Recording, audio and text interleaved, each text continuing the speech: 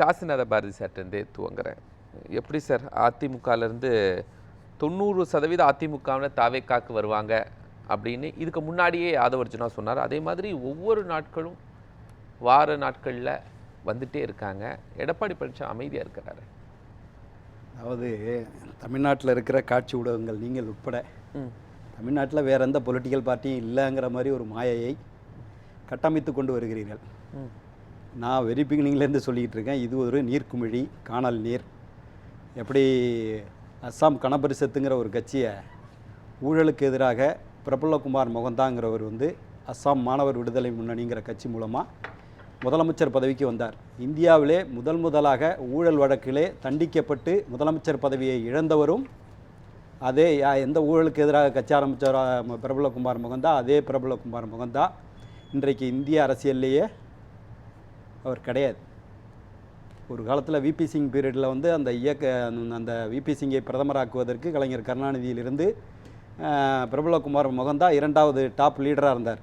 இன்றைக்கி அந்த கட்சி இருக்கானா? இல்லை, அந்த கட்சி கிடையாது. அஸ்ஸாம் கணபரிஷத்துங்கிற கட்சி எங்கேயாவது சில்லறையாக இருக்கோ தெரியல, இன்றைக்கி இந்திய அரசியல் வரலாற்றில் மறைந்து போய்விட்டது. அதனால் இப்படி மாயையை கட்டமைப்பதன் மூலமாக, அதாவது மிகப்பெரிய மக்கள் செல்வாக்கு உள்ள புரட்சித் தலைவர் எம்ஜிஆர் அவர்கள் 72 ஆரம்பித்து 77 130 சீட்டுகளோட நேற்றைக்கு முதல் நாள் 30 ஜூன் தான் பதவியேற்கிறார் ராஜாஜி ஹாலில் லட்சக்கணக்கான மக்கள் முன்னிலையில்.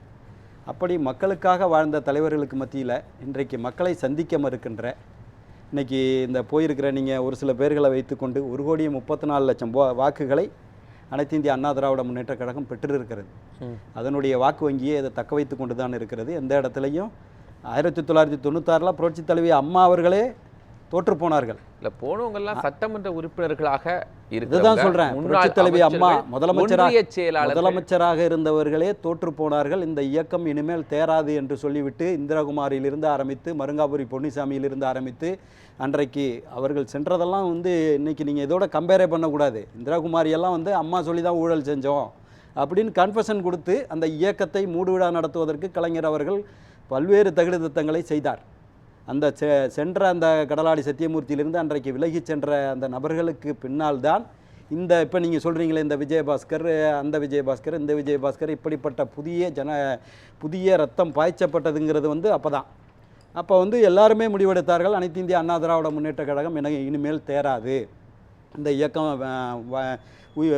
உயிர் வாழ்வதற்கு வழி கிடையாதுன்னு தான் இவங்கெல்லாம் ஓடினாங்க. ஓடினதை விட அம்மா மீது குற்றச்சாட்டுகளை சொல்லி வழக்குகளையே அம்மா மேலே இவங்க சொல்லி தான் நாங்கள் செஞ்சோம், சுடுகாட்டுக்குறை ஊழலிருந்து ஒவ்வொரு ஊழலும் நாங்கள் இவங்க சொல்லி தான் செஞ்சோங்கிற அளவிற்கு குற்றச்சாட்டை கொண்டு வந்தார்கள். ஆனால் 2001 மிகப்பெரிய அபரிமிதமான கூட்டணியை அமைத்து அத்தனை கூட்டணி தலைவர்களுடைய அலுவலகத்திற்கும் அம்மாவே வந்தார்கள். எங்களுடைய அன்னைக்கு நான் மதிமுகவில் இருந்தேன், மதிமுக அலுவலகத்திற்கு வைகோ அவர்களை பார்ப்பதற்காக புரட்சி தலைவி அம்மா அவர்கள் வந்தார்கள்.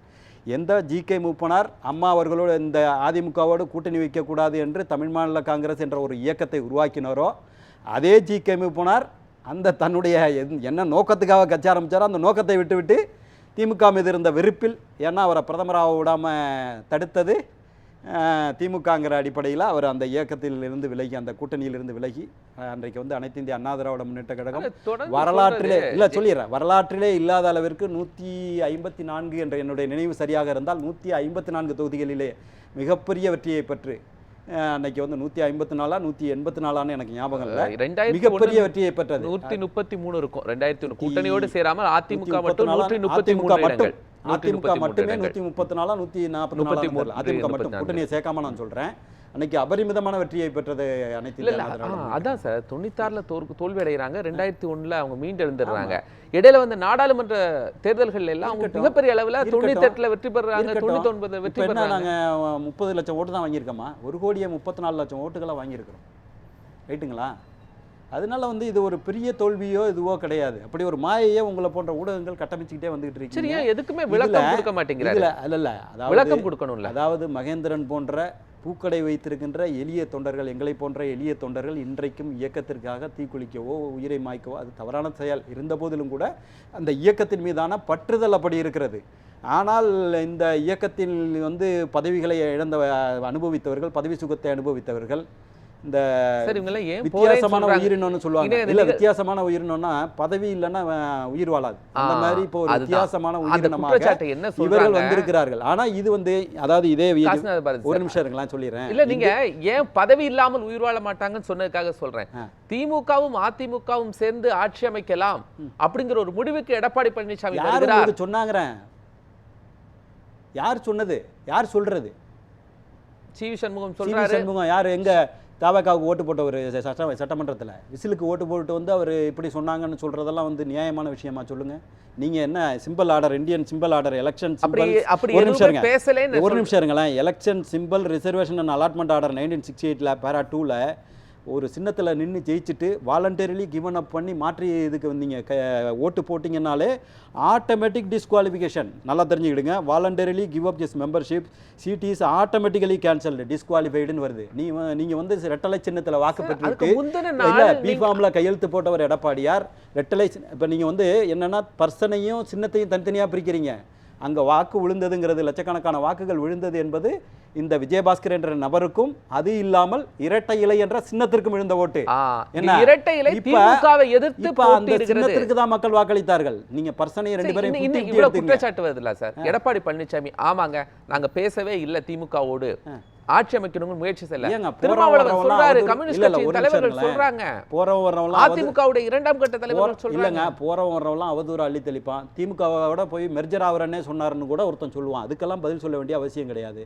நீங்கள் தூய்மையானவர்களா? நீங்க வந்து ரெட்டலை சின்னத்தில் வாக்கு பெற்றுவிட்டு அங்கே போய் விசிலில் ஓட்டு போட்டுட்டு அப்புறம் அதில் தப்பாக போட்டுட்டோன்னு மன்னிப்பு கடிதம் கொடுத்துட்டு இன்னைக்கு வந்து சேர்றதுங்கிறது ஆட்டோமேட்டிக்கல் டிஸ்குவாலிஃபிகேஷன். இன்னொன்று தெரிஞ்சுக்கிடுங்க. ஒரு நிமிஷம் இருங்களேன். இன்னொன்று தெரிஞ்சுக்கிடுங்க. ஆன்டி டிஃபெக்ஷன் லா படி இந்த தீஸ் 6% இப்போ ரிசைன் பண்ணிட்டதுனால அவங்க ஏதோ நாங்கள் புது கட்சிக்கு வந்துட்டோம், நாங்கள் தேவைக்காவில் நிற்போன்னு நப்பாசையில் இருக்காங்க. நல்லா புரிஞ்சுக்கிடுங்க. அவங்க நிற்க முடியாது. டிஸ்குவாலிஃபிகேஷன் ஆன்டி டிஃபெக்ஷன் லா படி எலெக்ஷன் சிம்பிள் ஆர்டர் படி அவங்க டிஸ்குவாலிஃபைடு. நீங்கள் வந்து ரெட்டலை சின்னத்தில் நின்று விட்டு நீங்கள் வாக்களித்தது விசில் சின்னத்திற்கு. சட்டமன்றத்தில் அப்பரண்ட் எவிடன்ஸ், இதுக்கு வந்து எவிடன்ஸே தேவையில்லை, கைப்புண்ணுக்கு கண்ணாடி தேவையில்லை. அப்போ யூ ஆர் ஆட்டோமேட்டிக்கலி டிஸ்குவாலிஃபைடு. நீங்கள் நிற்க முடியாது வர்ற எலெக்ஷனில். அவங்க அடுத்து விஜய் அவர்களுக்கு கொடுக்க போகிறது இல்லைங்கிறது அடுத்த வரலாற்று உண்மைன்னு வச்சுக்கிடுங்களேன்.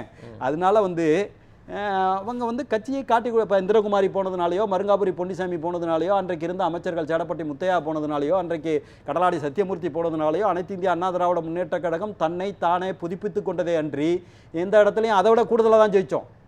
இப்பயும் நாங்கள் அதைத்தான் திரும்ப சொல்ல வர்றோம். நல்லா புரிஞ்சுக்கிடுங்க. நீங்கள் மதியமாக நம்ம சொல்லியிருந்தீங்க 2.0வா அதிமுக 2.0வான்னு. திமுக 2.0 தான் இப்போ நடந்துகிட்டு இருக்கு. இன்னைக்கு வந்து சொல்கிறாங்க ஊழல் செஞ்சாங்க அப்படின்னு சொல்லி வைகோ சொல்கிறாரு. அப்போ ஊழல் செஞ்ச மக்களுக்கு துரோகத்தை இழைத்து விட்டு கோடிக்கணக்கான மக்கள் இந்த தமிழ் சமுதாயத்தில் இருக்கிறாங்க. நம்ம ஒரு அரசியல் இயக்கத்தில் இருக்கிறோங்கிறது சர்வீஸ் பண்ணுறதுக்காக தான் இருக்கிறோம். கரப்ஷன் கமிஷன் அப்படின்னு இப்போ சொல்கிறாரு. அன்றைக்கு அங்கே இருந்துவிட்டு அப்படியே அந்த கூட்டணி என்றைக்கு திமுக செய்த இல்லை ஒரு நிமிஷம் இல்ல திமுக செய்த மக்கள் விரோத ஆட்சியை அடைகாத்து காப்பாற்றிய அதே கூட்டணி இன்றைக்கு திமுக 2.0வாக இருக்கின்ற தாவகாவோடு கூட்டணி அமைத்து கொண்டு இது இப்ப இந்த கூட்டணியிலிருந்து வெளில போனதுக்கு பிறகு இதை பத்தி குறை சொல்லுவாங்க. எப்பயுமே இருக்கிற போது சொல்ல மாட்டாங்க. பலப்படுத்த என்ன பண்ண போறது? அதிமுகவை அதிமுக பலப்படுத்த வேண்டிய இடத்துல எல்லாம் இல்லைங்க. இவங்க எல்லாம் ஏங்க 96,000 ஓட்டு லீடிங்ல விஜயபாஸ்கர் ஜெயிக்கிறாரு. இன்னைக்கு வந்தது 300 பேரா 500 பேரா வந்திருக்காங்க. லீடிங் மட்டும் சொல்றேன். 96,000 ஓட்டுல எடப்பாடியார் 98 இல்ல எடப்பாடியார் 98,000 வாக்கு வித்தியாசத்தில் ஜெயிச்சார். தமிழ்நாட்டிலே நம்பர் 1 வாக்கு வாங்கினவர் அவர் தான். அதுக்கு அடுத்ததாக வந்து விஜயபாஸ்கர். நீங்க அந்த நான் ஒன்று கேட்குறேங்க, லட்சக்கணக்கான தொண்டர்களுடைய உழைப்பு, ஆயிரக்கணக்கான அரசுடையர்களுடைய உழைப்பு, நான் டிஸ்குவாலிஃபை நீங்கள் வந்து ரிசைன் பண்ணுறதுக்கான சில ரீசன் இருக்குது. எனக்கு ஹார்ட் ப்ராப்ளங்க, எனக்கு வந்து என்னால் வந்து நவர முடியலை, என்னால் இயங்க முடியலை, இன்ஃபெக்ட் ஆகிடுச்சு, சப்போஸ் நான் வந்து லுனாட்டிக் பர்சன் ஆகிட்டாங்கிறது வேற விஷயம். என்ன காரணத்திற்காக நீங்கள் ரிசைன் செய்கிறீங்க? அதான் சொல்கிறாங்க. கட்டிங் வருதுன்னா இல்லை கமிஷன் வருதுன்னா அதிமுக எடப்பாடி பழனிசாமி திமுகவோடு இணைய பாக்குறாரு, கூட்டணி எப்ப சொல்றீங்க? விசிலுக்கு ஓட்டு போட்டு விட்டு சட்டமன்றத்தில் அதுக்கு முன்னாடியே மே 4 இருந்து 9 வரைக்கும் திமுக அதிமுக இடையில என்ன பேச்சுவார்த்தை நடைபெற்றது? ஏதாவது நடந்துச்சா? இந்த பேச்சுவார்த்தை எல்லாம் நடத்தினது யாரு? நீங்க தானே பாண்டிச்சேரியில உட்கார்ந்துட்டு நடத்துனீங்க. யாரு? அவங்க தானே சி.வி. சண்முகம் தானே அங்க கூட்டத்தை போட்டுக்கிட்டு இருந்தாரு. அதாவது இது எல்லாமே பால்ட் அண்ட் இல்ல ஒரு நிமிஷம் இருங்க. இது எல்லாமே சண்முகம் மேல குற்றச்சாட்டு வைக்கும்போது யாரெல்லாம் சொல்லிருங்க. இது எல்லாமே பால்ட் அண்ட் வேக் அலிகேஷன்ஸ். இத வந்து பத்தி நம்ம அப்பறமா பேச வேண்டிய அவசியம் சிவி சண்முகம் கூட இவர்கள் யாரெல்லாம் பண்ணாங்க? இல்ல அதாவதுங்க யார்கிட்ட சிவி சண்முகம் ஒண்ணும் இல்லைங்க. பேசினாரு? இந்த விஜயபாஸ்கர் எடுத்துங்க 96,000 வாக்கு வித்தியாசத்திலே உங்களை இரட்டை இலை சின்னத்திலே ஜெயிக்க வச்சார்கள். விஜயபாஸ்கர்ங்கிற தனி நபரை மட்டும் எடுத்துக்கிட்டே பேசிக்கிட்டு வராதீங்க. இரட்டை இலைங்கிற சின்னத்தையும் ஜெயிக்க நான் போன வச்சாங்க. ஒவ்வொரு என்ன? ஒன்றிய செயலாளர்கள் அந்த சார், இவங்க அந்த பதவிக்காக தொண்டர்களுடைய போறாங்க. விருப்பம் என்ன? ஒரு ஒன்றிய நிமிஷம் இருங்க. 25 ஒன்றிய செயலாளர்கள் அந்த போறாங்க. தொண்டர்களுடைய அந்த விருப்பம் என்ன? 25 ஒன்றிய செயலாளர்களும் எதற்காக போறாங்க? யாரு எப்ப போனாங்க? அதிமுகவுடைய ஒன்றிய செயலாளர் எங்க போனாங்க? தாவேக்காக. எப்போ போனாங்க? நான் தான் சொல்றேன், விஜயபாஸ்கரோட 7 அமைச்சர்கள் போனாங்க. அம்மா பேர் இல்லையே, அம்மாவை காட்டி கொடுத்துட்டு போனாங்க. இப்போ கட்சி காணாமல் போயிடுச்சா என்ன? அப்படியெல்லாம் கிடையாதுங்க. இப்பயும் 1,34,00,000 வாக்குகளை வாங்கி இருக்கிறது. இந்த நீர்க்குமிழியை நம்பி அவர்கள் சென்று கொண்டிருக்கிறார்கள். அதாவது நீங்கள் நிறைய இடத்துல வந்து நடிகர்னு சொல்லுவீங்க. எம்ஜிஆர் வந்து எம்ஜிஆருடைய ராமாவரம் தோட்டம் 24 hours திறந்து கிடந்துரு. யார் வேணாலும், ஒரு ஆட்டோக்காரனோ ஒரு செருப்பு தைக்கிறவனோ, எந்த ஒரு, அதாவது தமிழ்நாட்டில் இருக்கின்ற விளிம்பு நிலை மக்களினுடைய வாழ்வாதாரத்தை உயர்த்திய ஒரே இயக்கம். நான் வந்து மதிமுகவில் இருந்தேன் 2012 வரைக்கும். நான் வந்து அடுத்த எந்த இயக்கத்துக்கு போகிறதுன்னு நான் டிசைட் பண்ணுற போது எனக்கு கண்ணில் பட்டது 2 இயக்கம். அது ஒன்று ரூலிங் பார்ட்டி, இல்லைனா அல்டர்னேட்டிவ் ரூலிங் பார்ட்டி, திமுகவா அதிமுகவாங்கிற முடிவுக்கு அந்த வர்ற போது நான் உட்காந்து படிக்கிற போது தமிழ்நாட்டில் அவ்வளவு பெரிய புரட்சியை, தமிழ்நாட்டில் கிராமணியார்னு கேள்விப்பட்டிருப்பீங்க, கர்ணம்னு சொல்லுவாங்க, வில்லேஜ் கர்ணம்னு சொல்லி. அவங்க வந்து அந்த ஊரில் குறுநில மன்னராக இருப்பான். அவன்கிட்ட சர்டிஃபிகேட் வாங்கினோன்னா அவன் வீட்டில் போய் 6 மாதம் அவன் ஆடு மாடு பிடிச்சி கட்டணும். ஒரு சுச்சுவேஷன் இருந்துச்சு. அதை ஒரே இரவிலே 12,000 கிராமணியார்களையும் நீக்கிவிட்டு கிராம நிர்வாக அலுவலர்கள்ங்கிற பதவியை போட்டவர் புரட்சித் தலைவர் எம்ஜிஆர். அதில் 2,500 தலித் சமுதாயத்தை சேர்ந்தவர்களை கிராம நிர்வாக அலுவலராக, இன்னைக்கு விவோன்னு சொல்கிறோம்ல, வில்லேஜ் அட்மினிஸ்ட்ரேட்டிவ் ஆஃபீஸர், இந்த புரட்சியை செஞ்சவர் வந்து புரட்சித் தலைவர் எம்ஜிஆர். அவருக்கு பின்புலத்தில் இருந்தவர் வந்து வருவாய்த்துறை அமைச்சராக இருந்த எஸ் டி சோமன். இப்படி தமிழ்நாட்டில் 69% இடஒதுக்கீட்டிலேருந்து ஆரம்பித்து, எடப்பாடியார் செய்த 7.5% இடஒதுக்கீட்டிலேருந்து ஆரம்பித்து, இன்றைக்கு தமிழ்நாட்டு மக்கள் இன்றைக்கு காக்கி பேண்டும் வெள்ளை சட்டையும் போடுறாங்கன்னு சொன்னால் அதற்கு காரணமாக அமைந்தது, அதற்கு அடிப்படை கர்த்தாவாக அமைந்தது அனைத்து இந்திய அண்ணா திராவிட முன்னேற்ற கழகம். இந்த இயக்கத்திற்காக சென்ற வாரம் வரைக்கும் மகேந்திரன் சாவுறாரு. அதற்கு பிறகு நீ செத்தா சாவு, நீ எல்லாம் புரியாதாலே, நாங்கள் போய் அங்கே போய் வருமானம் பார்க்குற வழியை பார்க்குறோம், ஆளுங்கட்சிக்கு போய் நாங்கள் அமைச்சராயிடுவோம். நான் சொல்லிட்டேன், ஆண்டி டிபெக்ஷன் லாவில் அதிமுக கூட்டணி பேச்சுவார்த்தை நடத்துனாங்க அப்படிங்கிறதுக்காக வருத்தப்படுறாரா? எது திமுகவோடும் அதிமுக சேர்றாங்க, கூட்டணி பேச்சுவார்த்தை நடத்த இன்னொரு இடத்துக்கு ஓடி போடுவீங்களா என்ன? அவர் பேசினாரு, அது தவறோ சரியோ, நீங்கள் இன்னொரு இடத்துக்கு ஓடி போடுவீங்களா? இந்த கட்சியை காலி பண்ணிவிடுவீங்களா? உங்களை நம்பி லட்சக்கணக்கு 96,000 பேர் லீடிங்கில் ஓட்டு போட்டிருக்கிறான். 96,000 ஓட்டு இல்லை, லீடிங் 96,000. அவ்வளவு மக்களுடைய உழைப்பிற்கும் அவ்வளவு மக்களுடைய நம்பிக்கைக்கும் துரோகம் இழைத்து விட்டு நீங்கள் வந்து நியாயம் பேசுகிறதுங்கிறதெல்லாம் வந்து சாத்தான் வேதம் ஓதுவது போல், கசாப்பு கடை வச்சிருக்கிறவன் அஹிம்சாவாதம் பேசுகிறது போல், இதெல்லாம் தேவையில்லாத வேலைன்னு வைங்களேன். உங்களுக்கு வருமானம் வேணும், பதவி இல்லைன்னா உயிர் வாழ முடியாத விலங்குகளாக நீங்கள் இருக்கிறீர்கள். நல்லா இந்த இடத்துல நான் சுட்டிக்காட்ட விரும்புது, நீங்கள் ஏதோ அதிமுகங்கிற ஒரு இயக்கம் அழிந்து சீரோவாக போயிடுச்சுன்னு நான் நல்லா சொல்ல வர்றேன். திமுக தான் இன்னைக்கு கூட்டணி கட்சிகளோட அந்த 1,54,00,000 ஓட்டு வாங்கினுச்சு. எங்களோட 20 லட்சம் ஓட்டு தான் கூட வாங்கினுச்சு. அந்த இயக்கம் இன்னைக்கு தன்னுடைய தன்னுடைய இருக்கட்டுங்க கூட்டணி என்ன, அவங்க 22 கட்சி கூட்டணி, அத்தனை கூட்டணி இன்றைக்கு தவேகாவுக்கு வந்து விட்டது. இன்னைக்கு திமுக தான் 3வது தள்ளப்பட்டு கொண்டிருக்கிறது. நல்லா புரிஞ்சுக்கிடுங்க. வரலாற்று உண்மையை தெரியாமல் வேறு மாதிரியாக திரித்து மக்களிடம் கொண்டு போய் சேர்க்க வேண்டாம். சொல்லிட்டாங்க தொண்டர்கள் தான் முக்கியம்னு சொல்லி 74% பேர் சொல்லிட்டாங்க. இந்த மாதிரி நிர்வாகிகளை அதுக்கு தான் நான் இந்திரகுமாரி மருங்காபுரி பொன்னுசாமி எல்லாம் சொன்னது. அவங்க போனதுக்கு பிறகு தான் இந்த மாதிரி விஜயபாஸ்கர்லாம் ரீப்ளேஸ் பண்ணாங்க. இவங்க போனதுக்கு பிறகு காசனாவதி கூட அந்த இடத்த ரீப்ளேஸ் பண்ணலாம். அதனால இங்கே தொண்டர்கள் தான் முக்கியமே தவிர, அதாவது இவங்க எல்லாருமே சொல்கிற குற்றச்சாட்டு எடப்பாடியார் ஏதோ இயக்கத்தை அப்படி கொண்டு போகல இப்படி கொண்டு போகல. கொரோனா பேரிடரிலும் மிக அற்புதமான ஆட்சியை கொடுத்து அந்த நீட்டில் வந்து 7.5% இடஒதுக்கீடுங்கிறது இன்னைக்கு 6,344 பேர் அப்படி ஒரு நல்லாட்சியை தந்தவர். அதனால வந்து அது வந்து நீங்கள் வந்து இந்த மாயையில் இது விழுந்து போயிருக்கலாம் வந்திருக்கலாம். ஆனால் எங்களுடைய வாக்கு வங்கியை நாங்கள் தக்க வைத்து கொண்டிருக்கிறோம். என்ன அதுக்கு ஒரு முக்கிய காரணம் வந்து தமிழ்நாட்டில் இருக்கிற காட்சி ஊடகங்களும் எங்களுக்கு ஒத்துழைப்பு கொடுக்கவில்லை.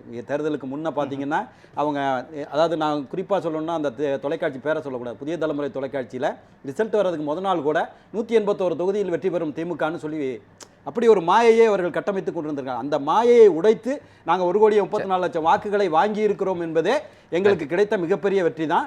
இது வந்து அரசியலில் தோல்வி வெற்றிங்கிறதெல்லாம் போகும் வரும். காணாமல் போன அம்மாவே டெபாசிட் இழந்தாங்க. ஆனால் 44.5% வாக்குகளை தனித்தே நின்று 2016 பெற்றாங்க. அதனால அனைத்து இந்திய அண்ணா திராவிட முன்னேற்ற கழகம் தான் இன்னைக்கும் தமிழ்நாட்டில் மிகப்பெரிய கட்சி. அதனுடைய தலைவராக பொதுச் செயலாளராக எடப்பாடியார் இருக்கிறார். திரும்பவும் நாங்கள் ஆளுங்கட்சியாக வருவோங்கிற கருத்தை பதிவு வைக்கிறேன்.